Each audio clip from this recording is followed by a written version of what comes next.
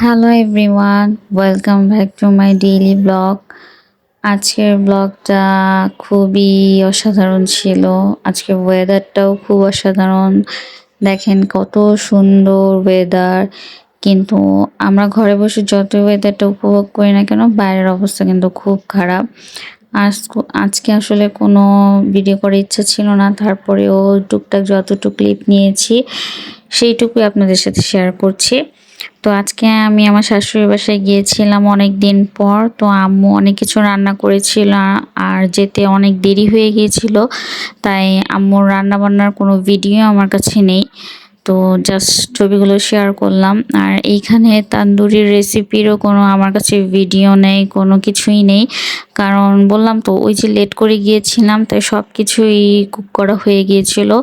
তো তান্দুরিটা আমার বড় ননদের কাছে আমি খেতে চেয়েছিলাম, তো ও এগুলো সব কিছুই ম্যারিনেট করে তো বানিয়ে ফেলেছিল। আমি জাস্ট মাখানো আর ভাজার ভিডিওটাই করতে পেরেছিলাম, আর এই ভিডিওগুলো একটু করতে পেরেছিলাম। এখানে তান্দুরির সাথে আমরা হোটেলে যে মায়োনেজটা আমাদেরকে দেয়, তো অনেক কিপটামি করে দেয়, তাই আমরা বাসায় আর কিপটামি করব না, বাসায় ভালোভাবে খাওয়ার জন্য আমার ছোট ননদকে বললাম যে দরকার নাই কিপটামি করে খাওয়ার, ভালোভাবেই খেতে হবে, তাই তুমি বাসায় এটা করে ফেলো। বাসায় আমরা ভালো মতো এই সস মানে মায়োনেজটা করে নিচ্ছি। তো নর্মাল আমরা যে ম্যানোসটা বানাই বাসায়, তো ঠিক সেভাবে করে নিলাম। তো আপনারা তো দেখতে পারতেছেন যে কি কি লাগছে। তো চেষ্টা করবেন এখানে গুঁড়ো দুধটা বেশি দেওয়ার জন্য। গুঁড়ো দুধ যত বেশি দিবেন এই ম্যায়োনেজের টেস্ট তত বেশি আসবে। আর এখানে যা যা দিচ্ছে তা তো দেখছেন, এভাবে করে বাসায় তৈরি করে খেয়ে ফেলবেন। যে কোনো বার্গার বলেন বা যে কোনো স্পাইসি কোনো কিছুর সাথে, পাস্তা বলেন, সব কিছুর সাথে এই সসটা খুব মজা লাগে। আর এই যে টমেটো ক্যাচাপ অ্যাড করবেন। আজকে আমাদের টমেটো ক্যাচাপটা একটু ঝাল ছিল, তো আমরা কম অ্যাড করেছি, আপনারা বেশি করে অ্যাড করবেন, তাহলে হোটেলের মতো পিঙ্ক কালার আসবে। তো এই যে আমাদের সসটা রেডি হয়ে গিয়েছে, বাসার মধ্যে রেডি করেছি, তাই আমরা অনেক মজা করে খেতে পেরেছি। আর এই যে আমাদের তান্দুরিগুলো সুন্দর মতো করে ভাজা হয়ে গেছে। আর যেহেতু আজকে ওয়েদারটা অনেক ঠান্ডা ছিল, এই ঠান্ডা ওয়েদার এগুলো কিন্তু খেতে খুব ভালো লাগে। তো আমরা রুটির সাথে এটা খেয়েছিলাম, ঝাল ঝাল তান্দুরি সাথে তন্দুর রুটি, আর এই যে বাসায় বানানো সসটা, আর এই যে মশলাটা যে থাকে হোটেলে যে ওরা দেয় সার্ভ করে, তো সেটাও ছিল সাথে। তো মজার মজা খেয়ে আমি এক কাপ চা খেয়ে ফেললাম।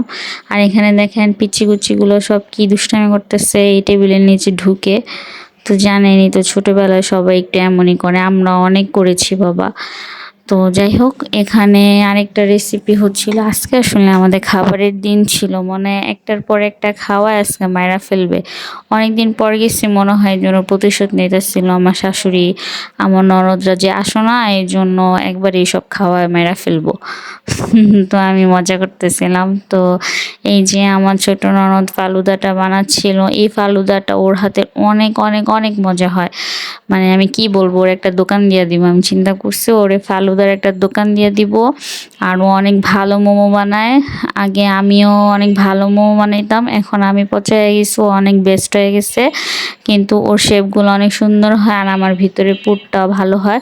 তাই ভাবছি ভাবি আর ননদ মিলে আমরা ফালুদার মোমোর দোকান দিয়ে দিব, যেহেতু আমরা এত ভালো বানাই।